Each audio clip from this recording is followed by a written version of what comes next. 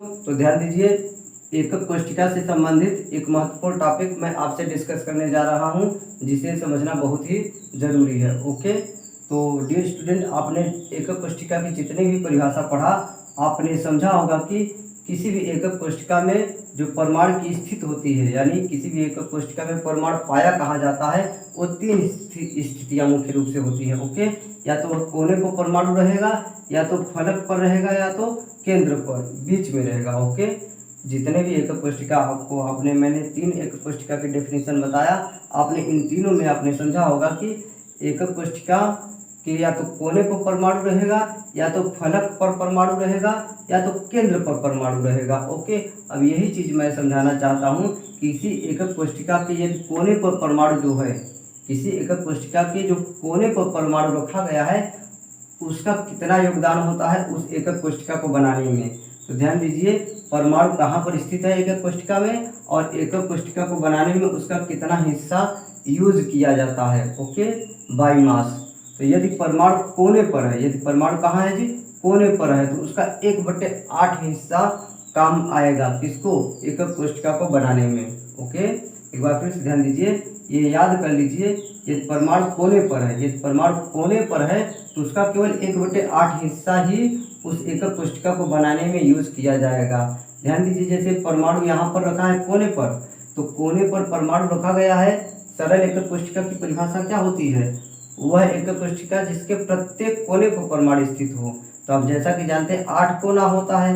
अब 8 कोना होता तो 8 परमाणु आपको दिखाई दे रहे हैं, लेकिन आप ये कभी नहीं कह सकते कि सरल एकक कोशिका में कुल परमाणु कितने होते हैं, 8। ये गलत है हमेशा। वो कैसे होगा, वही चीज मैं आपको समझा रहा हूँ। ठीक है, ध्यान दीजिए, यानी यदि कोने पर परमाणु है तो उसका 1/8 हिस्सा ही आप प्रयोग करेंगे एकक कोशिका को बनाने में। दूसरी बात, फलक पर यदि रखा है, यदि कोई परमाणु कहाँ रखा है, एकक कोशिका के फलक पर रखा है, तो उसका 1/2 हिस्सा ही उसका काम में आएगा। और केंद्र पर रखा गया है तो उसका भाई पूरा योगदान होगा, क्योंकि वो बीच में है, बीच में है, तो वो एकक कोशिका को बनाने में उसका पूरा हिस्सा यूज किया जाएगा। तो याद रखिए, यदि कोई परमाणु कोने पर रखा हुआ है तो उसका 1/8 हिस्सा प्रयोग किया जाएगा, और फलक पर रखा गया तो 1/2 हिस्सा प्रयोग किया जाएगा, और केंद्र पर यदि है तो उसका पूरा का पूरा हिस्सा यूज किया जाएगा। यदि एक परमाणु है तो एक परमाणु पूरा काम में आएगा उसको बनाने में। तो अब यहाँ पर इसको समझने की जरूरत है, एकक कोशिका का प्रकार और परमाणु की संख्या। मैंने बताया जैसा कि पीछे, कभी भी आप ये नहीं कह सकते सरल एकक कोशिका में 8 परमाणु होते हैं, क्योंकि आपने परिभाषा पढ़ा कि प्रत्येक कोने को परमाणु स्थित होता है, और 8 कोने होते हैं तो 8 परमाणु हो गया। ऐसा कभी नहीं कहिएगा, ये टोटल गलत है। वो कैसे, आप ध्यान दीजिए इस नियम के अनुसार। ओके, तो सरल एकक कोशिका, इसको शॉर्टकट में SCC कहते हैं। ठीक है, मैंने बताया सरल एकक कोशिका की परिभाषा कि प्रत्येक कोने पर परमाणु स्थित होता है। सरल एकक कोशिका किसे कहते हैं, वह एकक कोशिका जिसके प्रत्येक कोने पर परमाणु स्थित होता है, उसे क्या कहते हैं, सरल एकक कोशिका कहते हैं। तो देखिए 8 कोने होते हैं, कितने कोने होते हैं, 8 कोने होते हैं, और एक प्रत्येक कोने पर परमाणु रखा गया है, यानी 8 परमाणु है, और एक परमाणु का कितना हिस्सा प्रयोग किया जाएगा, 1/8, यानी 8 परमाणु है और एक परमाणु का कितना हिस्सा प्रयोग किया जाएगा, 1/8। तो ये 8 से 8 क्या हो गया, कैंसिल हो गया, तो कुल कितना परमाणु हो गया, 1। तो आपसे कभी पूछा जाए सरल एकक कोशिका में कुल परमाणुओं की संख्या कितनी होती है, तो आप बताएंगे 1। ओके, सरल एकक कोशिका में परमाणुओं की कुल संख्या कितनी होती है, 1। ये कैसे हुआ, आप समझिए, 8 कोने होते हैं और प्रत्येक कोने पर परमाणु होता है, और कोने पर रखे परमाणु का कितना हिस्सा यूज होता है, 1/8। तो 8 गुणित 1/8 कितना हो गया, 1 परमाणु। तो सरल एकक कोशिका में कितने परमाणु होते हैं प्यारे बच्चों, 1। ओके, अब ध्यान दीजिए अगला, फलक केंद्रित एकक कोशिका। तो आपने परिभाषा पढ़ा, मैंने आपको बताया भी, जितने भी प्रकार की एकक कोशिका होती है, प्रत्येक एकक कोशिका में कोने पर परमाणु तो अनिवार्य रूप से रहता है। प्रत्येक एकक कोशिका, ये जो तीनों एकक कोशिका मैंने लिखा है, तीनों में कोने पर परमाणु तो अनिवार्य रूप से रहेगा।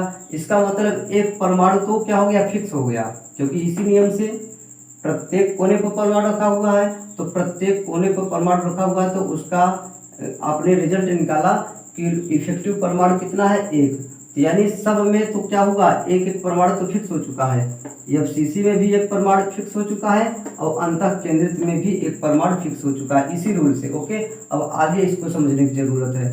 तो फलक केंद्रित में मैंने क्या बताया आपको, यदि फलक पर कोई परमाणु स्थित है, यदि कोई परमाणु फलक पर स्थित है तो उसका 1/2 योगदान होता है, यानी 6 फलक। आपने फलक केंद्रित की परिभाषा क्या पढ़ा है, कोने पर तो परमाणु रहता ही है, प्रत्येक कोने पर परमाणु होता ही है, उसके कारण एक परमाणु हो गया, और प्रत्येक फलक पर भी परमाणु स्थित होता है, प्रत्येक फलक पर। तो 6 फलक होते हैं, आपको जैसा कि मैंने बताया 6 फलक होते हैं।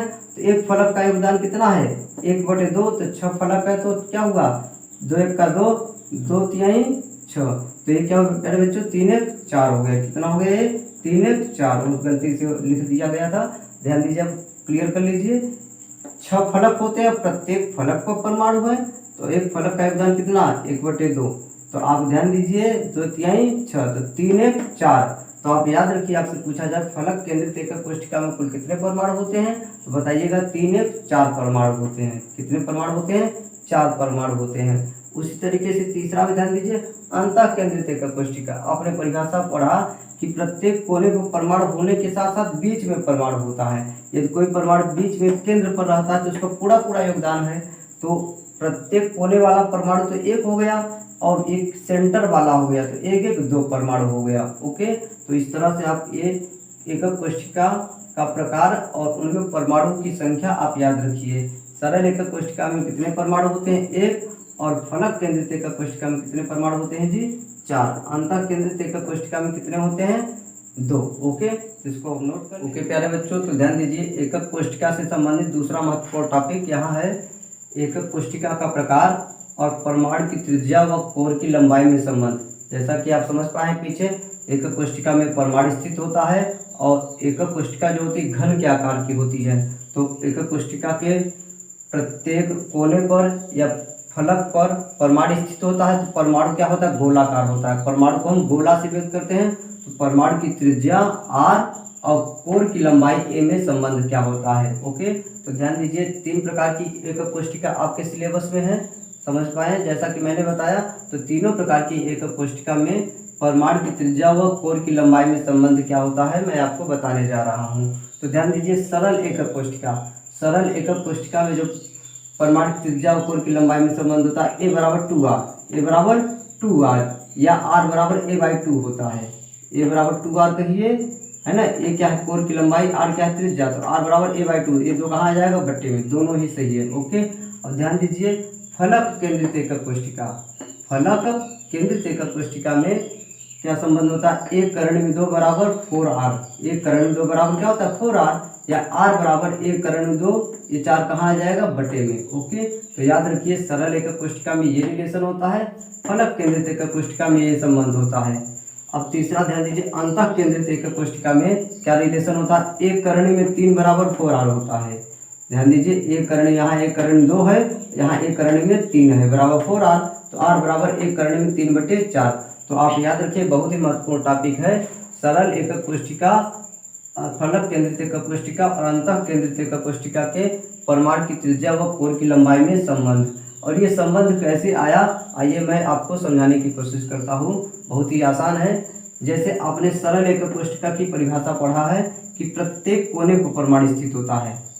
एकक कोशिका के प्रत्येक कोने पर परमाणु स्थित होता है, 8 कोना होता है और प्रत्येक कोने पर परमाणु स्थित होता है, जैसा कि यहाँ पर चित्र में दिखाई दे रहा है। अब यहाँ पर एक चीज ध्यान देना है आपको, जैसे मैंने यहाँ पर परमाणु तो कोने पर दिखा दिया है, लेकिन यहाँ पर ये एक दूसरे को टच करते हैं। कौन किसको टच करता है, ये महत्वपूर्ण बात है। ये तो समझाने के लिए मैंने आपको दूर दूर परमाणु दिखा दिया है। ओके, कि ये परमाणु क्या है, दूर दूर है, ठीक है, एक दूसरे को टच नहीं कर रहे हैं, यहाँ पर दिखाई दे रहा है। ओके, कोई भी एक दूसरे को टच नहीं कर रहा है, लेकिन आपको ये जानकारी होना चाहिए कि परमाणु एक दूसरे को टच करते हैं। लेकिन इसमें इम्पोर्टेंट बात क्या है कि कौन सा परमाणु किसको टच करेगा, ये सबसे महत्वपूर्ण बात है। कौन सा परमाणु किसको टच करेगा, उसी के आधार पर ये संबंध आया है।